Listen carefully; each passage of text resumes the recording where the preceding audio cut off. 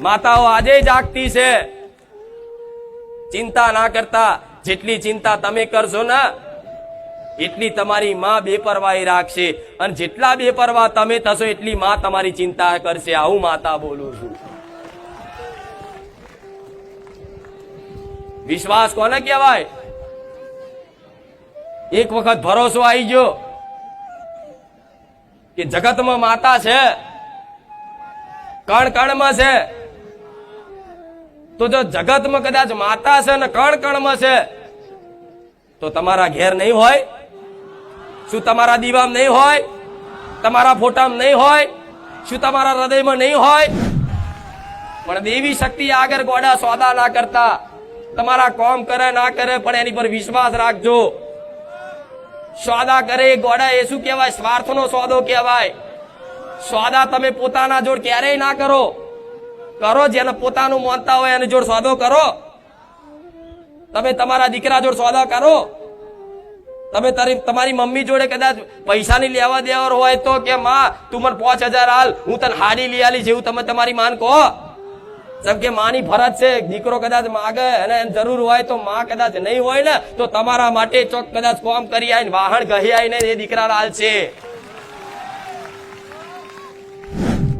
તમારા ઘેર એક દીવો થતો હોય કે 5 થતા હોય કે 7 થતા હોય એનાથી કોઈ મતલબ નહીં. એક દીવો હોય તોય ને 7 દીવા હોય તોય ને 11 દીવા હોય તોય 20 દીવા ઘેર થતા હોય ને તોય બધું હરખું જ છે. પણ જો એક ઉપર ભરોસો હોય ને તો ઘેર 7 દીવાય કરવાની જરૂર નહીં. તો કહેશે કે માતાજી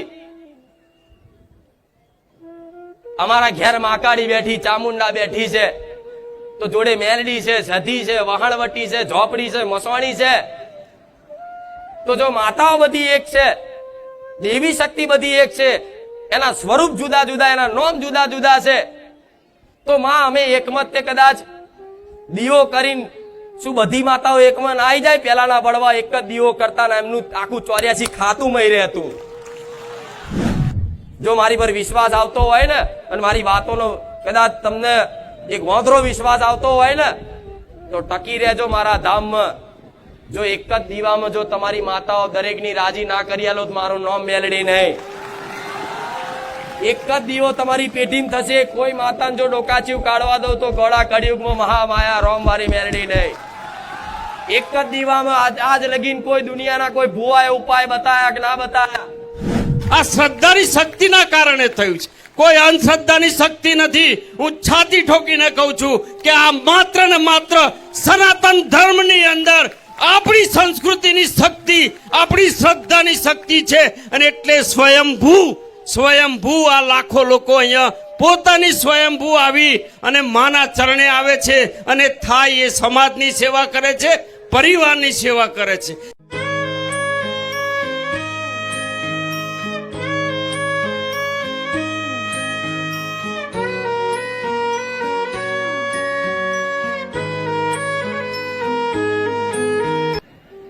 જેટલો આનંદ કદાચ આજે રવિવારના દિવસે તમને થતો હશે એના કરતા 1000 ગણો આનંદ મારા જેવી માતાને થાય.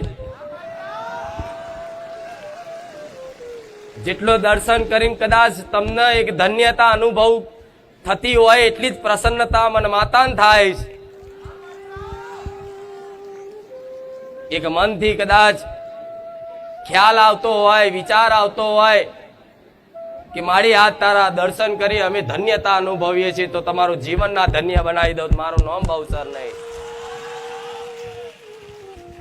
આશા રાખું છું દરેક મારા ધામમાં આવેલા દરેક ભાવિક ભક્તોનું ભલું થાય, દરેકનું કલ્યાણ થાય, દરેકના દુઃખ દર્દ જીવનમાંથી દૂર થાય એવી મારી મંગલ કામના અને જોડે એવા આશીર્વાદે આલું છું. અને મારા ભગવાનને તમારા વતી પ્રાર્થના કરું છું કે આજે આયેલા બારેજા ધામ આયેલા દરેક દુખિયારાના દુઃખ દૂર કરવાની મને શક્તિ આલજો,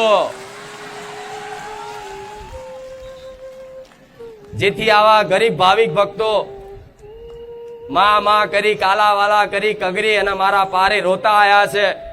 તો હે નાથ, હે રામ, મને એટલું સત ને સામર્થ્ય આલજો કે આ દરેક દુખિયારાના દુઃખના આંસુ મારા જેવી માતા લૂછી કે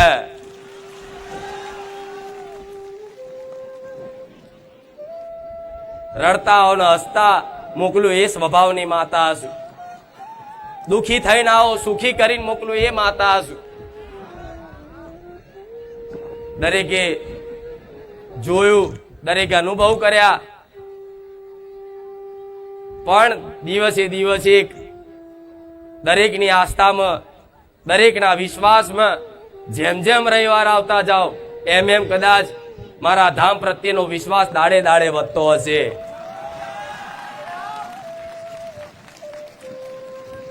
કે માં આખી જિંદગી જતી રહી, આખું જીવન પૂરું થવા આવ્યું, પણ માં થોડી વહેલી મળી હોત તમારું આ જીવન ધન્ય બની જાત. પણ કોઈના માટે વહેલી મોડી નથી. જેનો જેવો સમય બન્યો, જેનો જેવું કદાચ મારા ભગવાને મારા હાથે કદાચ તમારા દુઃખ દૂર થવા માટે મને માતાને જસ લખેલો, કદાચ એવો વિશ્વાસ રાખજો તમારા વિધિના લેખમાં હું માતા હોઈશ, તારે કદાચ મારા જેવી માતા મળીશ.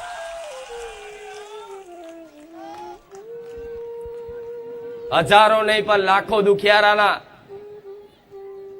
જીવન પરિવર્તન થયા એવા દરેકના અનુભવ મારા ધામના. એટલે આ દાડે દાડે દાડે દાડે રોજે રોજ નવા ભક્તો વધતા જાય, વધતા જાય, વધતા જાય.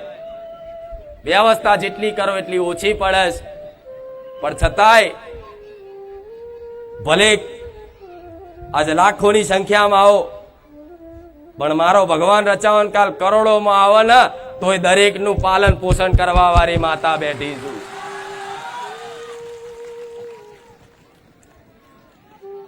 ઉદ્દેશ લઈને જાગૃત થયેલી માતા છું. ઘેર ઘેર કદાચ તમારા માતાઓના, તમારી કુળદેવીના દીવા એક વખત ફરી એક વખત જાગૃત કરી અને તમને ધર્મના માર્ગે, સત્યના માર્ગે કદાચ જાગૃત કરી, અને જો તમારું જીવન આનંદમય ભક્તિમય ના બનાવી દઉં તો હું સોલંકી પેઢીની રોમવારી બહુચર નહીં.